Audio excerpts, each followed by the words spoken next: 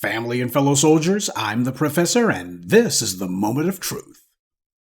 You know, a little birdie told me that Puff Daddy, P Diddy, Diddy, D, whatever the hell he's calling himself this week, he had some guests over recently, except they were uninvited guests who showed up with guns, and they weren't there just to say hi, they were there to see if they could dig up some dirt on him.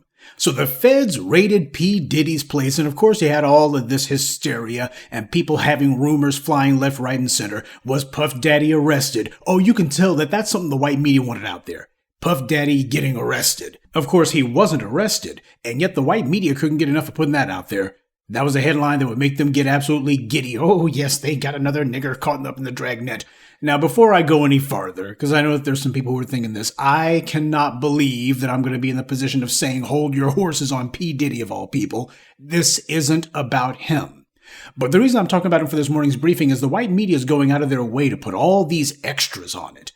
Puff Daddy and all of his various sordid dealings over the decades are already putrid enough. You don't need to exaggerate, and you don't need to make any unwarranted comparisons. And yet the white media is doing exactly that, because this is something they've been trying to do. Oh, you've had way too many white men who have had their names attached to legitimate sexual scandal after sexual scandal, rape after rape, from Roman Polanski to Harvey Weinstein to Danny Masterson. So as far as the white media is concerned, they are way overdue to have some black person, especially a black man, who they can go ahead and say, see, this is the real face of sexual assault. Don't pay any attention to those other guys over there. I cannot believe I'm going to be in the position of saying, hold your horses for P. Diddy of all people. Not that he deserves our support. He doesn't. But the white media is going out of its way to put all these extras on it, and I think I gotta call a flag on the play. They're doing the usual steady drumbeat, and it's not because it's been a slow news cycle recently or anything. They're making all kinds of hay out of this, and there's been no charges or anything else. As I'm sure all of you know, I really don't care about celebrity anything. And to me, the stuff about P. Diddy smells more like gossip than anything else, even though a lot of this stuff I think we can all agree is probably a little bit more than gossip. But it doesn't deserve the attention that it's getting. As if all of these pasty white reporters and all of these little commentators, as if apparently now they're just the biggest rap music fans out there, that apparently these people just love rap music and know about it. No.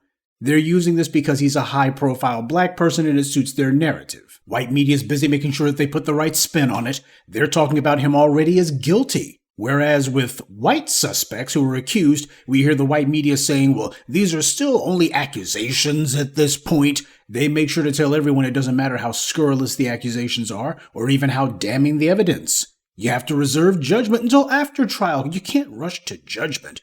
We gotta let all the facts come out. Why? These cases are very difficult indeed. You haven't heard that at all about Puff Daddy now, have you? You haven't heard any of them saying, oh, well, these charges without some real evidence, these cases are hard to... You never know how... No, they never do that. Talking about a black person is a fait accompli. And this is indeed about race.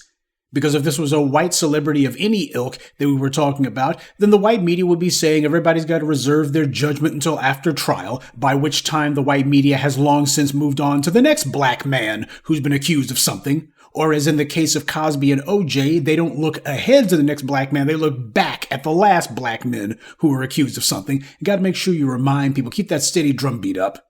You have the Miami Herald going heavy to make false comparisons between P. Diddy and Jeffrey Epstein. That's what they're doing. As the Miami Herald wrote, is Combs another South Florida-grown Jeffrey Epstein? Well, first of all, Puff Daddy's from New York. He's not from Florida. I don't know how much time he might have spent there, but look what they did there. Sean Combs is not from Florida. He's from New York. Now, sure, he may have gone there like a lot of New Yorkers do, like Donald Trump. A lot of New Yorkers, especially those who are more affluent, they go on down to Florida, someplace where they ain't got to worry about snow. And that being the case, sure, you can go ahead and say that, but they're talking about this guy as if, oh, I mean, he was born and bred in Florida. Obviously, the sensationalists over at the Miami Herald know about as much about proportion as they do about geography. But this is what they're saying. Jeffrey Epstein was protected by the federal government. The feds, when they found out he got arrested, they said, hands off. And nobody was asking any questions about all the powerful white men who Jeffrey Epstein hung out with at his island. After he died, they said, case closed. And no, we're not asking any questions about the rest of these powerful, rich white men that he was hanging out with on Lolita Island. So please don't ask. Even Prince Andrew wound up in hot water over it, and there's been new accusations against him just this year. But apparently a member of the royal family isn't as juicy enough a target for the white media. They prefer dark meat. What made Jeffrey Epstein so reprehensible was not merely that he was violating children, but that he had an island specifically for that purpose, and then he invited everyone from princes to presidents to come hang out there and do God knows what. The white media knew all about it, but didn't say a word. He bumped elbows with everyone from Clinton to Trump. He was treated as just this really naughty socialite. The kind of naughty dealings that these rich white men get up to behind closed doors. Isn't it just such a scandal? That's how the white media was treating this guy. Just like with Harvey Weinstein, as our good friend Agent Duvernay pointed out, heard all the stories, still didn't care. They've never given that kind of latitude to Puff Daddy ever.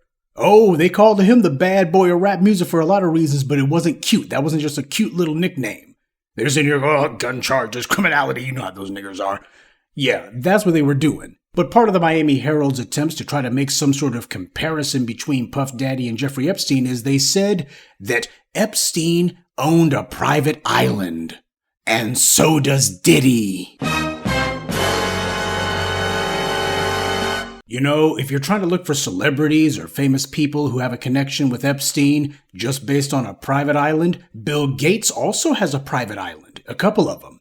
And he also has a private jet, and he palled around with Jeffrey Epstein. To the best of my knowledge, P Diddy never got on the Lolita Express, and he never hung out with Jeffrey Epstein either. If he did, you can bet the Miami Herald would have had that as the headline. They would have been mentioning that a bunch of times. That's what they would have done if they had a direct connection. So instead, it's death by innuendo. You have white media outlets and even foreign media outlets saying that Diddy is the Epstein of rap. Now, when I see this kind of piling on, I gotta say, hey, now you're doing a little bit too much. But the Miami Herald made sure to repeatedly use the phrase powerful man in the story. They put the word power in there every chance they got. He's a powerful man, powerful over these little starlets and wannabe actresses and artists. The article in question is really short, and yet they managed to shoehorn the word power into it no less than 5 times. Now, you know who that reminds me of? Kamau Bell. He used the same phrase to justify his smear piece against Bill Cosby. This is about looking at powerful men. Except he chose a man who's not powerful, merely famous. Bill Cosby didn't coerce, threaten, or menace anyone. He had groupies and allegedly engaged in some hanky-panky with them, but nobody had their person or their careers threatened by him. You have not seen or heard of anyone who says that Bill Cosby wrecked their career or their career got held back because of Cosby. 1, he didn't do that to people, and 2, he didn't have the leverage or the power to. Even Cosby's accuser, the Kenny G lookalike, said that after the alleged sexual assault she claimed happened, that she admitted she came back to him and tried to get her parents tickets to his comedy show. Strange behavior for someone who was traumatized and terrified of Cosby. And again, this isn't about defending P. Diddy. His commitment to the black community is anything but committed. And when it comes to these black celebrities who hang out with these white elites, they tend to pick up some bad habits along the way. And I'm sure that he's not really that much different, but Diddy's being used as a proxy. And by name-dropping Epstein, that's meant to tell everyone, yoo-hoo, over here, let's call this the trial of the century. I guess the white media figures Diddy doesn't have Johnny Cochran to bail him out this time. Danny Masterson was found guilty on 2 counts of rape, and he's a Scientologist. So with that particular double rape case, you got religion, sexual depravity, and celebrity all in one package with a nice little bow on top. And yet the white media's not obsessing over that. In fact, some of them have been low-key floating the idea that Masterson's convictions could get overturned. Perhaps there was a little bit too much made about it. Yeah, that's how they treat that. My point here is there's plenty of legitimate things that you could go after P. Diddy about that don't require them to put all these extras on it. It smells like what it is. It's the white media drooling like Pavlovian dogs as soon as they see a black man, especially a high-profile black man who's been accused of something as far as they're concerned. Well, hell, we can't just go with whatever the accusations may be. We got to put some extras on it. We got to make sure we sensationalize the hell out of this. And make sure you put his picture everywhere. Now all of a sudden, the same white media who could not mention this black person's name, now all of a sudden it's wall to wall. It's an attempt by the white media to continue their campaign of engraving into the public mind that black men are the face of sexual assault in America.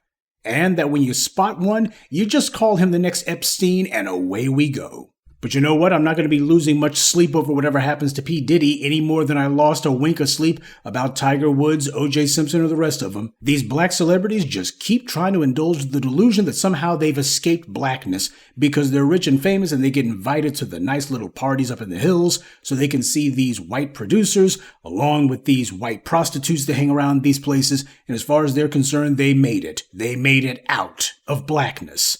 As far as they're concerned, they're on an island unto themselves. That's certainly how Puff Daddy saw himself. Well, if it was an island that he's on, if the white media has anything to say about it, they're going to make it an island that he shared with Jeffrey Epstein. Good day, and be one. I'd like to take a moment to mention some of our contributors. Bo McLean, Shiva Boone, Barrington Mack, Calvin Bridges, and James Stiles. Salute to them and thank you to everyone for listening, liking, and sharing this message. Black empowerment only exists because of you.